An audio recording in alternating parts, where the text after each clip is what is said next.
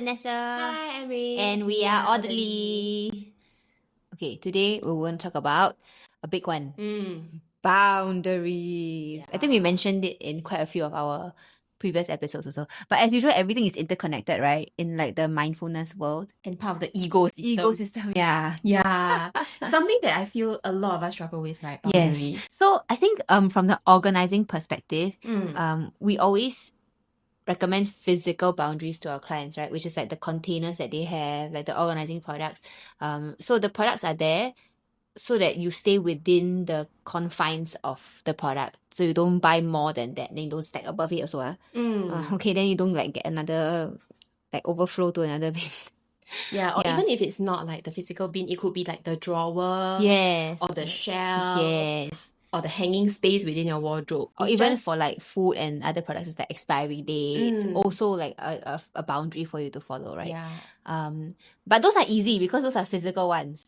Kind of, you can see it. Yes. You know, it's like it tells your brain, okay, like there's a limit, Yes, right? correct. But you actually have to actively enforce that, lah. Correct. Yeah, But adhere to the boundary. I love how like these physical limits or boundaries that we have in our life actually is a what do you call it? Like a philosophic. It's very philosophical because it's like a metaphor for our own like boundaries apart from like the physical stuff, right? Yeah. So what is one boundary that you struggle with upholding? Wow. In the past, it used to be like having time for myself. Yeah, because I used to be in the very hustle, grind, productive mode, like growing up. Yeah, the first few years also when we were like starting the business, correct. Yeah. Still bootstrapping. But like still like we needed to grow the business faster in the first few years, right? So it was really like chong, hustle. And then it was at the compromise of like my health and my own time law. Yeah, like no time for peace. You know, no time for presence. But then I realized that it's a choice. Like I get to decide, but I wasn't mindfully or consciously deciding to make time for myself. So that was when like I realized my boundaries were like overstepped, or rather I had no boundaries in place for work. Yeah, I think for me, it's work also. Yeah, so I'm a people pleaser. I tend to say yes a lot to like everything, which has resulted in now me having a 7-day work week. But I don't know, is it the perfectionism? Because I want to be helpful. I want to like be able to help everyone. My husband will say I'm kepo lah, but I don't know. I just want to be able to help. That's why I don't say no to a lot of things. But also then that's a boundary that I'm not like enforcing. Right? Yeah.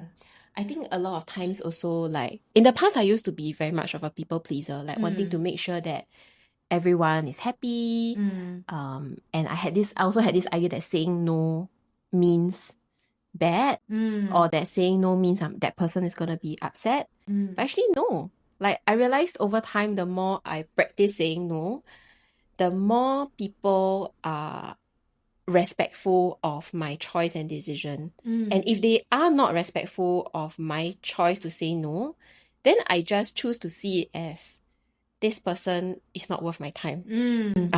I agree. I think also because now more and more people are like seeing the value of boundaries and respecting boundaries. I feel like more people are conscious of respecting other people's boundaries also. I think so. I think the more we speak up about it, the more it helps. Like a lot of this, it's like it trickles into every aspect of our daily lives. It's like even for example, like we're at our client's house doing decluttering organizing, right? And then we know that we need to end the day at like 4:30 or like 5 already. But then we tend to do a bit more to tidy up. Then it may drag. So sometimes it may not come across immediately to you as that having a boundary is good. But actually in the grand scheme of things, if you had clear boundaries set from the get-go, you know, it is from the client's point of view, just using this example, right? They will be able to see that, wow, like this person's respectful of time. Then even though it's not done, then we can always pick things up again. Yeah, correct. Because I feel like a lot of the times we are afraid to say no is because we are afraid of the consequences we think will happen, right? Yeah, I think so. Because I think from maybe when all of us were young also, when we said no to our parents, then we will like get scolded or something. Yeah. So like for you, right, like when you keep saying yes to say work, right? Yeah. Like what was going through your mind at that point in time when, let's say, you know, there's an opportunity, there's a new student, Yeah. and it's, I mean, adding a Sunday class example, like you had no Sunday classes last time, right? Yeah. Yeah. I mean, okay, so number one was money lah, right? But I justified it to myself. I say, oh, because my son is also having lesson at the same time, so I don't mind like having class also at the same time as him, because then I mean I'm making full use of the time, being productive, right? Because anyway he's having class, we can't go out, we can't spend the time together, so I might as well just make use of that and like earn a few more bucks, you know. But is it justification, like, or is it an excuse, or you know, I don't know for real, but yeah lah, it's something that I did long. Yeah. A lot of times also, like, I guess in relationships also, right? Yeah, I think so. Like we may tend to just say yes. Maybe let's say our parents or our relatives ask us to help with something. Actually, maybe our plate is very full already, right? We don't have extra bandwidth already. But then we just okay lah. I say yes, I help you lah. Yeah, right. correct, yeah. But if it comes from a place of like slight obligation, then I feel like it's not a full-hearted yes, you know what I mean? Yes. I agree. Yeah, but it's so hard, right, to say no to family, I feel sometimes. Especially immediate family, right? Yeah. Like say parents or siblings or Yeah. whatnot. I feel some people also have trouble with boundaries with their partners or their spouses, for example. Like in what ways? I don't know, like maybe, for example, you've asked you tell your spouse to do something, and like it's been set up in the relationship that they're always in charge of this task, but sometimes like that's your spouse like slips up or like doesn't do it, and then it falls back on you. Then you get like in this feedback loop, I have to do it again by myself, then you get resentful, blah blah blah. But you never ever like restate the boundary to your spouse again, you know what I mean? Right. Okay, I mean you don't have to, technically you don't have to, but then that partner is not being very, very respectful of your boundaries also lah. Yeah. Right? Yeah. Then how should we like go about that? Like, is it just constant communication? I guess, right? Like respectful communication about the boundaries, right? Yes. And I think that's definitely key, the respectful communication. And I feel like a big part of this, like why are we so afraid to set boundaries, is actually like our mindset. Like we feel like if we say no, it tends to mean bad things. Like the person will be unhappy with me. Is it like the opposite of rejection therapy? It's like instead of us being afraid of someone saying no to us, now we feel like we're that person who's saying no. You know what I mean? Wow, complicated. Yeah. Cannot process. I actually feel rejection therapy is gonna help yourself. So is it to be okay to get rejected, so that you are also more okay rejecting people. Okay, yeah. Yeah. Oh, because then you know that actually being rejected is not so bad. Exactly. Then you'll feel like actually if I reject other people, it's fine also, because they will react the same way as I do. Yes. Okay. Like you get into their psyche lah, so that you correct. understand and you'll be more okay to say no. Yeah, wow. Okay. Yeah, so there are a lot of people on internet now, right? Yeah, doing rejection therapy, right? They Yeah. do silly things to clock insane amount of rejection so that they train their minds to be okay being rejected. Like the young ones lah. I've seen those that like, you know, trade the paperclip into a house. But they succeed, no? So it's like, is it rejection therapy? Rejected, I mean, they get rejected along the way, but in the end, they still succeed. So it's like, the best way to get rejection therapy is to do sales. Oh yeah. Yeah, oh right. My gosh, yeah, like that was the hardest. Yeah, but then I think they will come out super resilient. So strong, right? The sales so people, strong, yeah. so insane. Yeah, but anyway, but at the same time, I also feel like for boundaries, right? Like, I mean, growing up, nobody taught us how to set boundaries. Nobody. Like correct. School never teach. Yeah, parents also know boundaries. Siblings never teach. Parents never teach. So it's like, it was something that I guess we had to learn along the way, right? I think it's also like I think our parents have no concept, right? Like their generation. So it's like for them, it's like a new age kind of thing. That's true. Boundaries. Because for them, they also hustle and work very Exactly. So they also had no boundaries. Yeah. But then what's the result? Like, burnout, lor. like your relationships start breaking down. Other domains of your life gets like falls apart lah. Because I guess if you are like always working, then you're not spending time with family or like the people that matter, your friends. Yeah, or even doing things for yourself. Yes, exactly. Yeah, self-compassion, right? You Yeah, matter as well for yourself. Yeah, filling your own cup because you're always filling your employer's cup. Yeah. Company's cup. Company's cup, your business cup, you know? Yeah, correct. Yeah, so I feel like because you were asking me earlier before the podcast, like how do I make sure I like keep my boundaries in place, right? Because that's something that I only did in recent years. Like in the past, nobody taught us, nobody taught me also.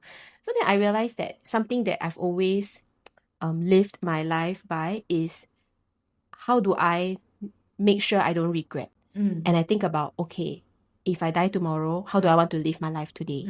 Right? A bit dark lah, but it's like my regret minimization framework. It's a very popular thing that a lot of people share online also. But I always ask myself, like, how do I want to live my life to make sure that I don't regret on my deathbed? And after I have a clear idea of that, then I kind of like ask myself, like, what are my non-negotiables? You know, like non-negotiables for most of us are standard stuff like eating, sleeping, you know. But then the amount of sleep you get, you can negotiate, ma. Yes, correct. Yeah, you can stay up late and then sleep 2 hours, right? Yeah. The amount of food you eat, you can skip your meals and only eat 1 meal a day. Yeah. Also can. It's a choice, right? But I realized that when you get clear about your non-negotiables, because you don't want to regret, then it kind of forms a certain structure in your life. Like for example, for me, right, I know that at this stage of my life, when I'm a mom of 2 young kids, I know that my non-negotiable is spending time with them. And then I ask myself, how do I want to spend time with them? Like early morning, I think like it's very important to me to get them ready for school. I don't want to outsource that to my helper. Like, yes, she helps a bit here and there, but I don't want to like totally disappear. So I want to get them ready, eat breakfast, and then like sending to school, I'm okay. We can split the load, you know? So I get very clear on what does it mean to spend time with them. The other part that spend time with them is at the end of the day, before bed, right? Okay, play, read books. That part is important to me. So I make sure that whatever decision I make around work, around friends, I just make sure that I get to do those things at the frequency that sits well with me. Out of 5 days, I don't have to read books to them 5 days a week lah. Maybe I can go out one night. Then 4 days a week sits well with me. Okay, I feel good. I won't feel guilty. I won't regret. Good. So that is my like threshold. Yeah. So that kind of like helps me to, you know, make sure that I say no to things if I need to say no. And then I say yes when I make sure that, oh, it doesn't affect my non-negotiables. Okay, then I say yes. Yeah. So really having a clear idea of those first. Okay. So what are your, like, right now, can you list down like 3 non-negotiables? Very hard. Like 3 Okay, like one. One I think very hard leh. Is it like workout? Or is it like... Yes, for sure. Yeah, the workout. I'm doing it already lah. Like at least one Pilates class a week. Yeah, but during school holidays is so tough because no one watching my kids. Yeah. So I always find that after school holidays my back pain will come back. Yeah, but like so I think working out at least once a week for Pilates. And how did you build it? Because last time you didn't do Pilates.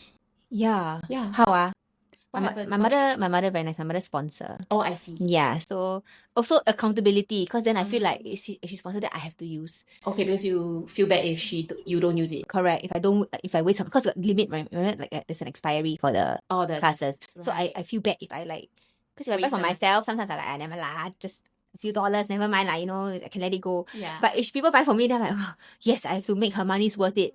Like so, I'm accountable to her and her money that she spent. Whatever works. Yeah, it works for me. Yeah. So and also like you know how it feels when you don't work out because your back pain kicks in. My back pain. Yeah. So I know that I have to go and do it for the sake of my health and like I don't want to feel pain. You know what I mean? Like. So you want to avoid the pain, right? Exactly, yeah. So you show up, lor. And then therefore you realize how important it is. Yes. And then you put it as a non-negotiable. Exactly, right? yeah. Same for my workouts also. I pay money, I pay for the gym. Then I ask myself what's enough that's worth the gym membership. Then I make sure I show up like twice a week at the gym to clock in those classes. Then so that I stay healthy and I don't fall sick or get chronic illness, right? Because correct. if, let's say 10 years down the road, the next 10 years I don't exercise, I eat unhealthily, and then I gain weight, or like I don't gain weight, I may look okay, but then like visceral fat around my organs and stuff, then I'll be like, oh no, 10 years ago, or like when I was young, I should have done that. But this is the exact feeling I hate. I hate regret. I hate the fact that like I was like, yeah, I should have done. It's not, I don't want to have that kind of feeling. So I ask myself, then how should I show up every day, and what should I say yes to, what should I say no to, in order for me not to have any regrets? Wow. Okay. So I guess we have to start like practicing that when we are. I think it helps us in like enforcing the boundaries by thinking of the like what we will not regret. Yeah. And the choices that we make. Yeah. So like now you know, like exercising is like a non-negotiable for you, right? Then you know, in your other areas of your life, how are they like a non-negotiable for you? So for example, your kids, like how do you want, like what kind of mom do you want to be, in order for you to not have any regrets? And then you just make sure that you allocate time for that, you know, so that you show up, do those things, and then touch wood, if tomorrow is your last day on earth, then you won't have any regret. Exactly. Yeah. Wow. Okay. Useful. Very useful. Yeah. I guess I have to go and work on. I think it's also like another muscle to train. It is. Right. It is. Because it's like a mindset. Yes. Every day, like we go through life like very reactive. Yes. Like fighting fire. Yeah. Yeah. Then it won't be intentional. Correct. Because being intentional is what we always tell our clients, right? Like we want to design and set up the home intentionally for them. Like how do you want to use this space? What do you envision this space to be? Blah, blah, blah. All these are intentional steps that we bring our clients through. So I think it's also very important. And it'll be good, it'll be nice. Like you will feel more holistic, that you live your life in a more intentional way, and you set clear boundaries. Yeah. And actually, I realized setting clear boundaries reflect better on you. People will think better of you than if you don't. Yeah, right. Because we have our friend, right, Esther. Oh, very good at setting boundaries. Yeah. And we're always like, wow, she's very good. How does she do it, man? I really look up to her. Yeah, so very my clear. Inspiration. I really want to be like her, to set boundaries. Cannot means cannot. Yeah, no means very no. good. Yeah, very good. I really... No worries, no qualms, nothing. Very good. Yeah. But I think a lot is training it. It's true. Yeah. Okay. Do you have anything that you're struggling with? Let us know. Yeah, what boundaries do you need help with? Yeah, we can talk about it. We might not be able to help, but like we can talk about it. We can listen. Yeah, in the whole space. Yes, exactly. Yes. And then next episode is our last episode. It will be. Yes, correct. So stay tuned, and we'll see you guys in the next episode. Bye.